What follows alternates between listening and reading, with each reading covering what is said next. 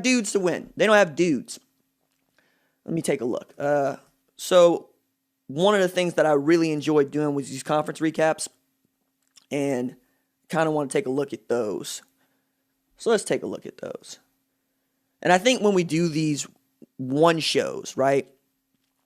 And I might still break these up. Like I said, I'm still playing with this format, seeing what we might do. I might get to a place where I just put up the one show a day and don't break them up into smaller recaps for folks to find what they want. But like when we do like the conference recaps, I know that there are people that don't care about anything but SEC football, right? And there are people that don't care about anything but Big 12 football, or casually think that they care about the Pac-12, right? It's difficult to try to be all things to all people.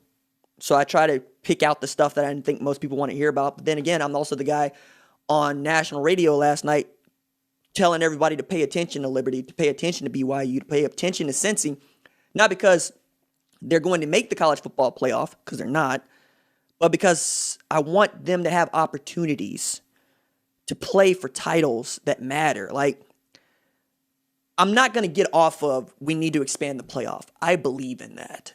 I think that every single kid should be able to look at the scoreboard and know whether or not he's good. I don't think it should be left to a bunch of people that get to vote on who they think is good. If you have 24 teams in the playoff, or 25 top 25 teams, right? Then you get everybody in that should be in, right? If that means that you have an 8-5 or a 7-5 caliber football team in the playoff, good. Because that's what the NCAA tournament is, and that's why we love it. I'll bet none of y'all are really Northern Iowa fans, but you all know Ali Farokhmanesh. You all remember Wichita State beating Kansas in the tournament. You also remember that it's going to be Duke. It's going to be Michigan State. It's going to be Kansas there at the end. That's what it's going to be. Doesn't make the tournament any less valuable, and it doesn't water it down. I don't understand why there's so many college football fans that don't see that or refuse to see that. It bothers me. That's why I'm the dude that's crowing about Liberty's playing some good football. BYU's playing some good football, even as I understand they're not going to make the playoff because their schedule sucks. But your schedule should not dictate whether or not you get to play for a national championship. Only thing you should dictate about your schedule is, did you win more games than you lost? Straight up. You know, that's what it is. All right, how long have we been going? I wanted to drop this at like 30 minutes. So we might actually do the conference recaps tomorrow. Yeah. See what we got. Shout out Doc Winston O'Boogie, man. Dude stays in here keeping everything correct. I appreciate it. Let me see. Jamie Kephart. How come there's not much love for Sam Ehlinger, man? Feel like it would be a different story if he was at OU. I don't think so. I mean, he's a good leader. He's a great dude. He ain't a great quarterback. Like, that's what it is. At Oklahoma, it's quarterback play. You pass for 3,800. You pass for 4,000. You win Heisman trophies. That's what you do. You know, like, I don't even think Sam Ehlinger is on the same plane as Jason White. Well, Jason White's an all-timer. That's a bad example. Landry Jones, not on the same plane as Landry Jones. Landry Jones, at the very least, got near a national championship. He set a record for passing yards by a true freshman. He's got, basically every statistical category at Oklahoma locked up in passing. And nobody here is going to tell you that he's the best quarterback to come through Oklahoma, right? You're going to say that he's underrated. It's because Sam Ehlinger is pumped up too much. That's why. We don't respect that. Did he beat Oklahoma in the Big 12 championship game? No. Has he played in a playoff game? No.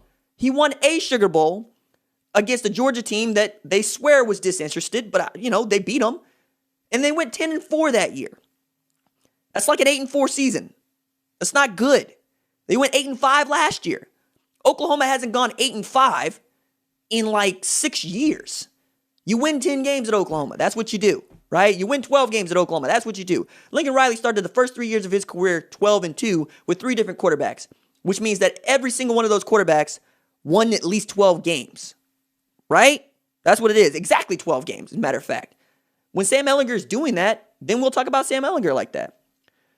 DG Rabbit Rebel. Liberty is still basically a brand new football team. Do you see them joining a conference anytime soon? If so, which one? No, I don't. I think they enjoy being an independent. I think they enjoy being the evangelical BYU. And I don't see anybody really wanting to open their arms to Liberty joining their conference, because what is Liberty actually going to provide you?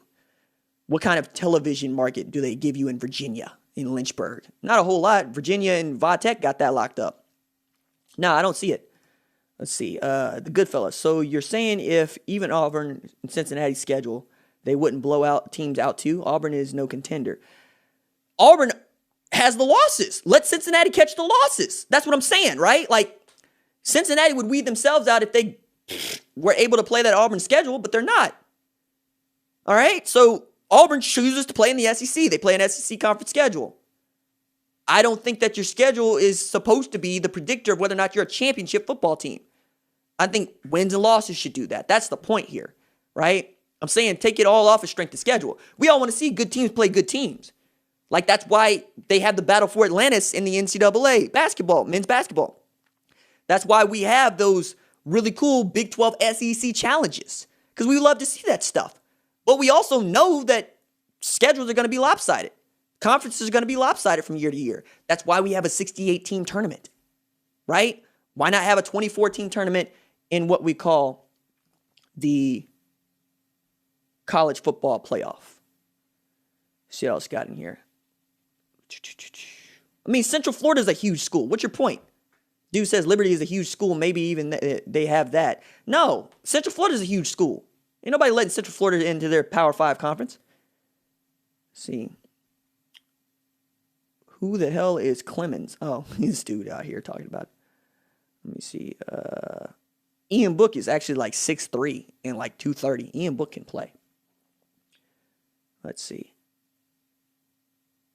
A lot of y'all are elitist about this, man. UGA or Walmart. Oh, goodness. All right. So I'm going to put this up on the RJ Young Show podcast for tomorrow. As I said, I think I'm going to start trying to do more like this, and we'll just see where these things fall. Because YouTube is a search engine, because it's a headline, I apologize if you don't feel like the headlines are always for you. But I try to put up as much as I can, and I try to talk through this stuff as much as I can, because I think it's fun. And I want people to consume my stuff. All right. I think I'm going to do the recap videos individual for each conference, because the more I was thinking about that while I was doing it, the less it felt like it was going to be a good use of your time or mine. All right. If you like the channel, please like this video and subscribe to the channel. I will keep you abreast as I continue to change up and see where it's going. Shout out to us for going over 56,000 subscribers on the YouTube channel just last night. Very excited about that. And I'll talk to you guys probably in a few hours. Deuces.